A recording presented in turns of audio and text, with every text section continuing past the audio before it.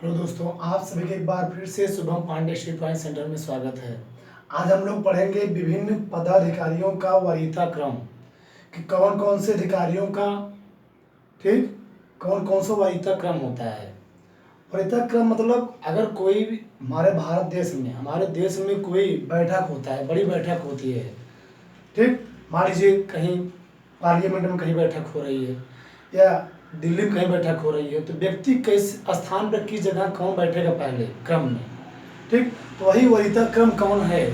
ठीक, वरीयता क्रम में कौन पहले आता है कौन बाद में आता है, तो हम लोग यहाँ कुछ पढ़ेंगे। ठीक, जैसे वरीयता क्रम में भारत में सबसे पहला नंबर आता है राष्ट्रपति महोदय का। किसका नाम आता है? राष्ट्रपति महोदय का।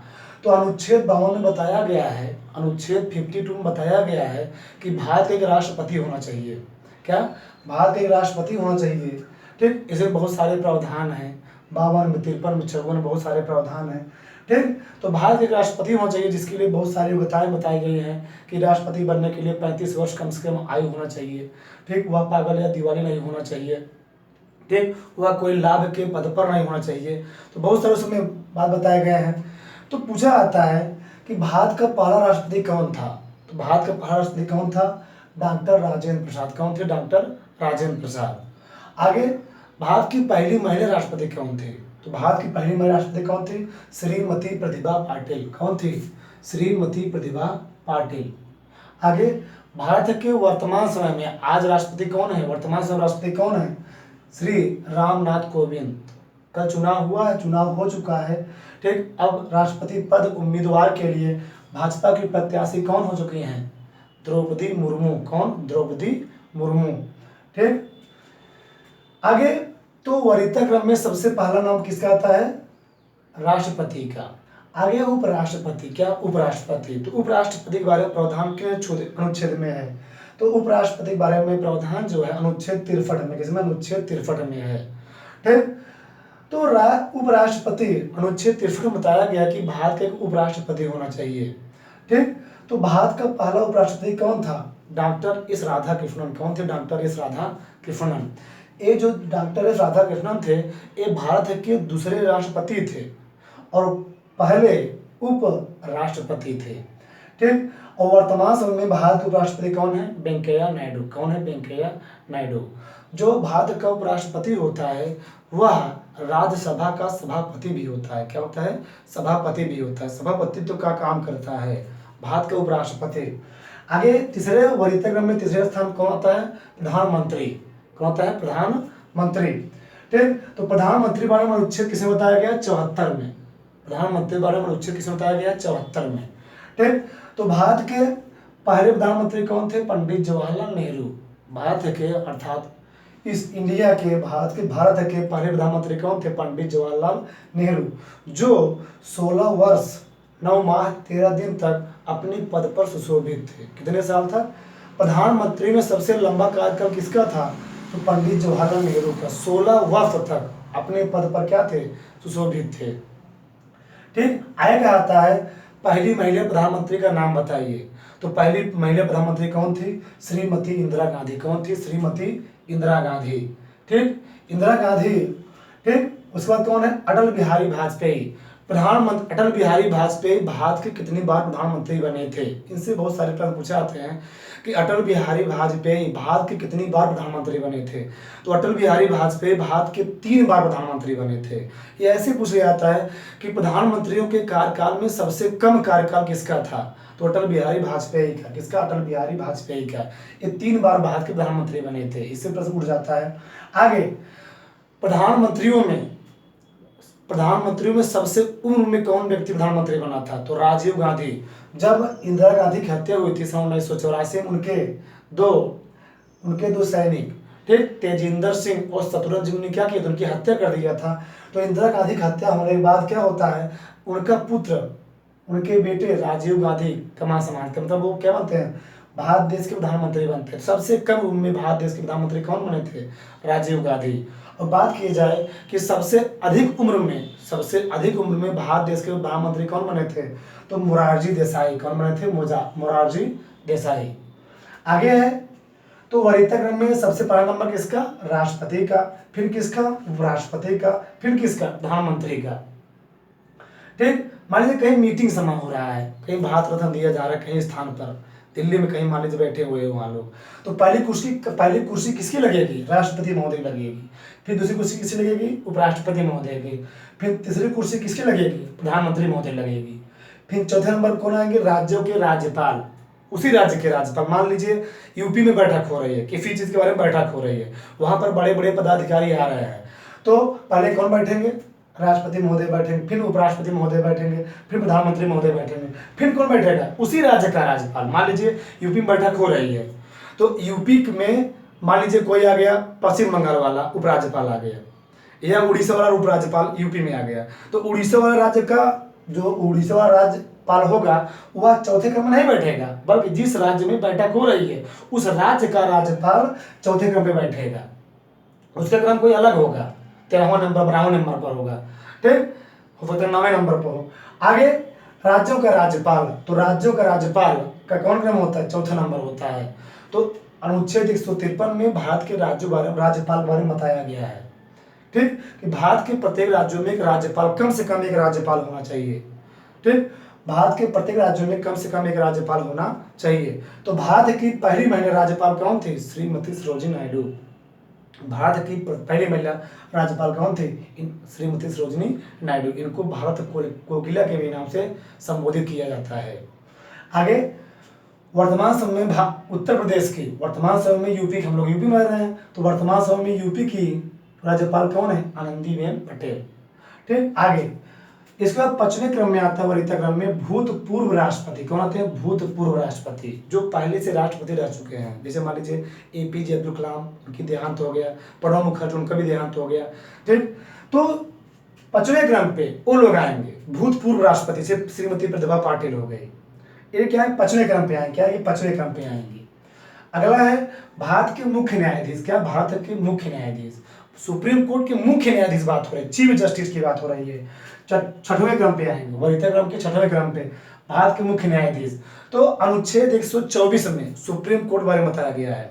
वैसे तो बात की जाए, भारत में अंग्रेजों ने पहली बार रेगुलेटिंग एक्ट के तहत, रेगुलेटिंग एक्ट के तहत सन 1773 ईस्वी में भारत में पश्चिम बंगाल, बंगाल और उड़ीसा में क्या किए थे? कोर्ट की स्थापना किए थे, कोर्ट की स्थापना किए थे। उसका जो मुख्य न्यायाधीश था वह उस समय एलिजा एम्पे था। कौन था? एलिजा एम्पे था। और 3 अन्य न्यायाधीश थे, हाइड, लिमिस्टर और चैम्बरसन। ठीक, अब बात की जाए सुप्रीम कोर्ट की, तो जब सुप्रीम कोर्ट की पहली बार स्थापना दिल्ली में की गई थी सन 1950 में, उस समय सुप्रीम कोर्ट में 8 न्यायाधीश थे। कितने न्यायाधीश थे? 8 न्यायाधीश। ठीक, तो सुप्रीम कोर्ट बारे में अनुच्छेद 124 में बताया गया है।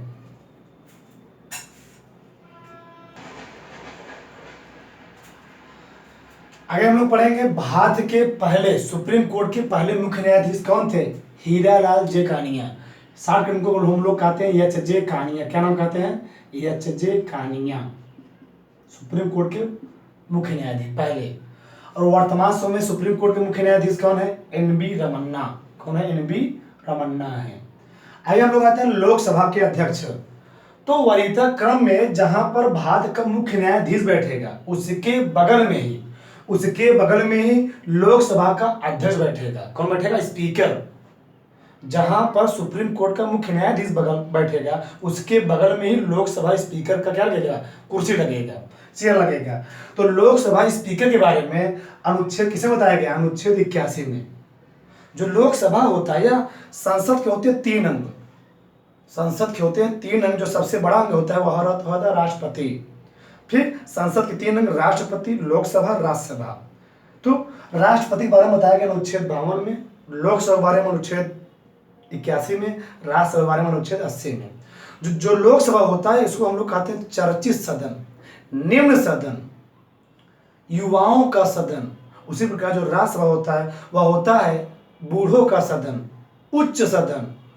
लोकसभा का 5 वर्ष बाद विघटन होता है, लेकिन राज्यसभा का कभी विघटन नहीं होता है। यह एक अस्थायी सदन है, लेकिन लोकसभा क्या है? अस्थायी सदन है। ठीक, क्योंकि राज्यसभा के जो सदस्यों का कार्यकाल होता है वह होता है ठीक 6 वर्ष के लिए। तो प्रत्येक 2 वर्ष पर क्या होते हैं? एक तिहाई सदस्य क्या होते हैं, सेवानिवृत्त हो जाते हैं, फिर आ जाते हैं अपना। इसलिए इसका क्या होता है, विघटन नहीं होता है, किसका, राज्यसभा का। फिर हम लोग बात करते हैं लोकसभा। तो लोकसभा में 12 किसमें बताया, अनुच्छेद 81 में।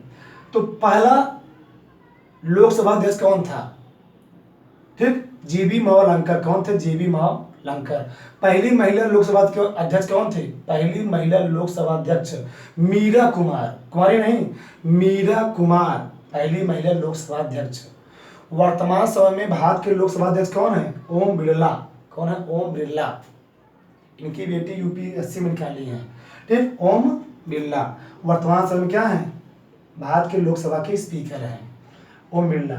आगे केंद्र के कैबिनेट मंत्री आते हैं 7वें क्रम में, वरिष्ठ क्रम में। केंद्र के कैबिनेट मंत्री हो गए, केंद्र के, संघ के, वह राज्यसभा व लोकसभा के विपक्ष के नेता। तो जो केंद्र के कैबिनेट मंत्रियों का जो पद होता है, वही राज्यसभा व लोकसभा के विपक्षों का नेता को भी क्या होता है, पद होता है, वरिष्ठ क्रम होता है, ठीक। तो वर्तमान समय में राज्यसभा के विपक्ष के नेता कौन है, वर्तमान समय में राज्यसभा के विपक्ष के नेता कौन है, गुलाम नबी आजाद। और वर्तमान समय में लोकसभा के विपक्ष के नेता कौन है, अधीर रंजन चौधरी। अधीर रंजन चौधरी साहब हैं, ठीक। आगे हम बात करते हैं नीति आयोग। क्या, NITI Aayog, NITI Aayog, national institute transforming of India. यह अंतरराष्ट्रीय मुद्दों को समझाने के लिए एक आयोग बनाया गया था, एक आयोग बनाया गया था, ठीक, जिसे प्रधानमंत्री मोदी ने बनाया था, ठीक। तो नीति आयोग का जो अध्यक्ष होता है वह भारत का प्रधानमंत्री होता है। जब मोदी जी बनाए तो मोदी जी रहेंगे, ठीक। तो नीति आयोग का अध्यक्ष कौन है, भारत के प्रधानमंत्री। जो नीति आयोग का अध्यक्ष होता है वह भारत प्रधानमंत्री होता है। और नीति आयोग के उपाध्यक्ष कौन है, डॉक्टर राजीव कुमार। कौन है, डॉक्टर राजीव कुमार। आगे 7वें क्रम में भूतपूर्व प्रधानमंत्री भी आते हैं। कौन है, भूतपूर्व प्रधानमंत्री भी आते हैं 7वें क्रम में, वरिष्ठ क्रम में। भूतपूर्व प्रधानमंत्री से हो गए डॉक्टर मनमोहन सिंह, भूतपूर्व प्रधानमंत्री आएंगे 7वें वरिष्ठ क्रम में। इनको 7वें नंबर कुर्सी दिए जाएगी, इन सभी को 7वें नंबर की, और 7 में बैठेंगे लोग, ठीक।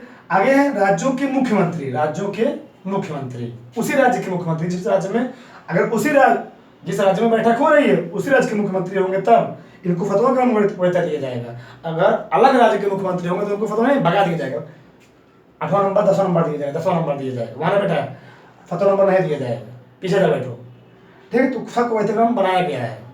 जिस राज्य में मीटिंग हो रहा है उस राज्य के मुख्यमंत्री को फतवा क्रम वरीयता दिया जाएगा, और अलग राज्य के मुख्यमंत्री रहेंगे तो उनको 8वां 10वां नंबर क्रम दिया जाएगा, 10वां क्रम दिया जाएगा, ठीक। तो बात की जाए यूपी के मुख्यमंत्री के बारे में, तो मुख्यमंत्री के बारे में प्रावधान अनुच्छेद 164 में, इसमें अनुच्छेद 164 में। तो भारत की बात की जाए, यूपी की पहली महिला मुख्यमंत्री कौन थी, सुचेता कृपलानी। और यूपी के पहले मुख्यमंत्री कौन थे, गोविंद वल्लभ पंत थे, गोविंद वल्लभ पंत थे, ठीक। और मंत्रियों में, केंद्रीय मंत्रियों में सबसे अधिक कार्यकाल किसका था, ज्योति बसु का। किसका था, ज्योति बसु का, पश्चिम बंगाल के थे। कहाँ के थे, पश्चिम बंगाल के। तो मंत्रियों में, कैबिनेट मंत्रियों में सबसे अधिक कार्यकाल किसका था, ज्योति बसु का। आगे वर्तमान समय में उत्तर प्रदेश के मुख्यमंत्री के सब जानते होंगे, योगी आदित्यनाथ, बुलडोजर बाबा जिसको कहते हैं, ठीक। आगे भारत रत्न से सम्मानित व्यक्ति, भारत रत्न से सम्मानित व्यक्ति, ये भी 7वें क्रम में आते हैं, जिसको भारत रत्न से सम्मानित कर दिया जाता है। जैसे हो गए सचिन तेंदुलकर, इनको क्या किया गया है, भारत रत्न से सम्मानित किया गया है। तो जिस व्यक्ति को भारत रत्न से सम्मानित कर दिया जाता है उसको बहुत सारी विशेष सुविधाएं मिल जाती हैं। वह किसी भी देश में, किसी भी देश में, ठीक, एसी से, हवाई जहाज से आए जाए, प्लेन से आए जाए, ठीक, तो कोई समस्या नहीं है, फ्री सेवा होती है, बहुत सारी सेवा होती है। उसको जरूरत पड़ने पर क्या, उसको जरूरत पड़ने पर वाई सिक्योरिटी प्रदान किया जाता है, जेट सिक्योरिटी प्रदान किया जाता है, जरूरत पड़ने पर जैसे उसकी जरूरत पड़ती है, बहुत सारी सुविधाएं उसको मिल जाती हैं। किसको, भारत से सम्मानित व्यक्तियों को। और यह पार्लियामेंट में बैठने के लिए सक्षम भी हो जाता है, भारत रत्न से सम्मानित व्यक्ति। आगे 8वें नंबर पर आता है विदेशी राजदूत। कौन होता है, विदेशी राजदूत, ठीक। तो भारत के पहले विदेशी राजदूत कौन थे, केपीएस मेनन, केपीएस मेनन। कौन थे, केपीएस मेनन। भारत के विदेशी मंत्रालयों को सुचारू रूप से चलाने के लिए विदेशी राजदूत बनाए जाते हैं विदेशों में। ठीक, तो वर्तमान समय में भारत के विदेशी राजदूत कौन है? विनय मोहन क्वात्रा। कौन है? विनय मोहन क्वात्रा जी हैं। आगे हम बात करते हैं 9वां नंबर पे। 9वां अतिक्रम कौन आता है? सर्वोच्च न्यायालय के न्यायाधीश। यहाँ कौन थे? चीफ जस्टिस, मुख्य न्यायाधीश है। वर्तमान समय में सर्वोच्च न्यायालय में, सुप्रीम कोर्ट में 34 न्यायाधीश हैं। ठीक, जिसमें से एक मुख्य न्यायाधीश और 33 अन्य न्यायाधीश हैं। ठीक, तो सर्वोच्च न्यायालय के न्यायाधीश 9वें क्रम पे, यह संघ लोक सेवा आयोग के अध्यक्ष, यूपीएससी के अध्यक्ष, जो आईएएस पीसीएस के पेपर करवाते हैं, ठीक, उसके अध्यक्ष आते हैं। या नियंत्रक एवं महालेखा परीक्षक, कैग जिसको बोलते हैं, नियंत्रक एवं महालेखा परीक्षक, जो संचित निधि का, अर्थात भारत के जिस निधि से बड़े बड़े पदाधिकारियों का वेतन दिया जाता है, राष्ट्रपति महोदय का, उपराष्ट्रपति महोदय का, ठीक, लोकसभा अध्यक्ष का, जहां से वेतन दिया जाता है, उस संचित निधि का रखवाला कौन होता है? नियंत्रक एवं महालेखा परीक्षक। उसको हम लोग बोलते हैं CAG, controller editor of general. ठीक, तो नियंत्रक एवं महालेखा परीक्षक कैग बोलते हैं। तो भारत के पहले नियंत्रक एवं महालेखा परीक्षक कौन थे? तो बी नरहरि राव। कौन थे? बी नरहरि राव थे। ठीक, इनका जो नियंत्रक एवं महालेखा परीक्षकों का जो वेतन होता है, वह होता है 2.5 लाख रुपए प्रति माह। कितना होता है? 2.5 लाख रुपए प्रति माह होता है। और नियंत्रक एवं महालेखा परीक्षक बारे में अनुच्छेद 148 से 151 तक प्रावधान बताया गया है। ठीक, और वर्तमान समय में जो भारत के नियंत्रक एवं महालेखा परीक्षक हैं, वो कौन है? गिरीश चंद्र मुर्मू। कौन है? गिरीश चंद्र मुर्मू है। आगे मुख्य निर्वाचन आयुक्त। तो इन तीनों लोगों का, 4 लोगों की कुर्सी एक साथ लगेगा। किसका किसका? सर्वोच्च न्यायालय के न्यायाधीशों का, अगले लोग आ रहे हैं वहां पर, संघ लोक सेवा आयोग के अध्यक्ष का, नियंत्रक एवं महालेखा परीक्षक का, मुख्य निर्वाचन आयुक्त का, जो चुनाव करवाता है, जो पूरे भारत देश में निर्वाचन आयोग, जो चुनाव का अध्यक्ष होता है, मुखिया होता है, उसका कुर्सी सबके साथ लगेगा। ठीक, तो मुख्य निर्वाचन आयुक्त, इसमें 3 लोग होते हैं। एक होता है मुख्य निर्वाचन आयुक्त, 2 लोग अन्य होते हैं। तो जो मुख्य निर्वाचन आयुक्त होता है, उसका वेतन होता है 2,80,000 रुपये प्रति माह। जो अन्य होते हैं 2.5 लाख रुपये प्रति माह होता है। ठीक, तो निर्वाचन आयोग का काम क्या होता है? चुनाव करवाना, चुनाव चिन्ह देना, बहुत सारे कार्य होते हैं।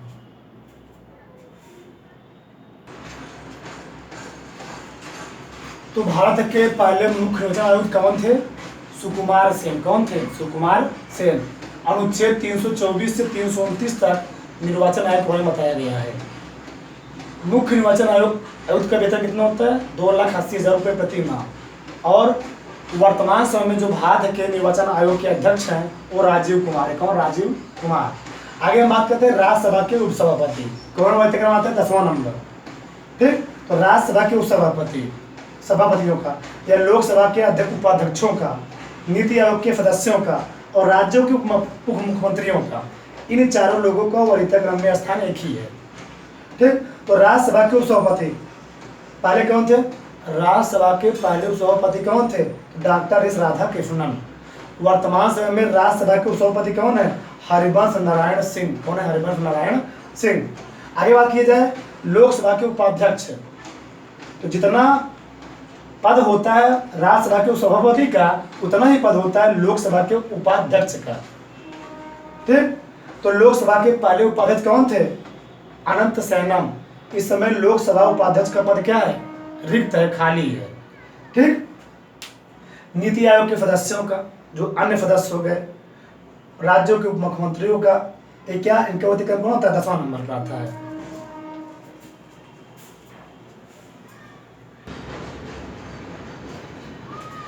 आगे हम बात करते हैं भारत का महान्यायवादी। 11वें नंबर पर अतिक्रम में आता है भारत का महान्यायवादी। तो महान्यायवादी के बारे में अनुच्छेद 76 बताया गया। बताया अनुच्छेद 76 बताया गया है। ठीक, जो भारत का महान्यायवादी होता है, यह भारत सरकार का सबसे बड़ा विधि अधिकारी होता है। यह ना तो लोकसभा का ना ही राज्यसभा का मेंबर होता है, बल्कि पार्लियामेंट में किसी भाग में सरकार की तरफ से पार्टिसिपेट भी कर सकता है। कौन? भारत का महान्यायवादी, अटॉर्नी जनरल। ठीक, तो भारत के महान्यायवादी के बारे में अनुच्छेद 76 बताया गया है। तो भारत के पहले जो महान्यायवादी थे वो थे एम सीतलवाड़। कौन थे? एम सीतलवाड़, मोतीलाल चीमनलाल सीतलवाड़।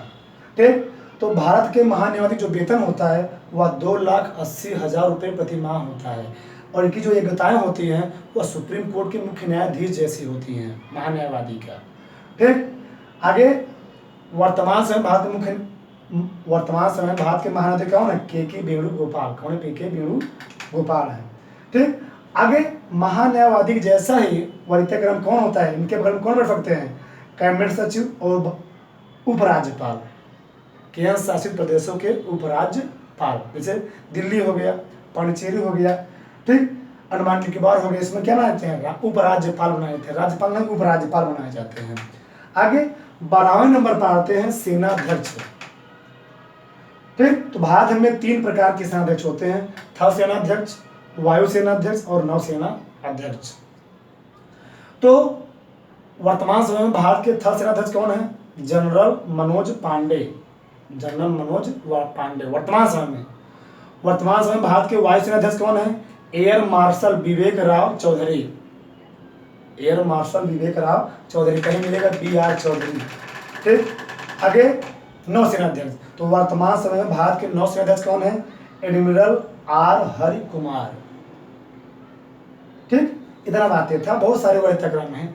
जय हिंद, जय भारत। यदि आपको वीडियो अच्छा लगता है तो आप लोग लाइक करिए, अच्छे कमेंट करिए। ठीक। साथ साथ चैनल को सब्सक्राइब करिए, लोगों के पास शेयर करिए यदि अच्छा लगता है तो। धन्यवाद।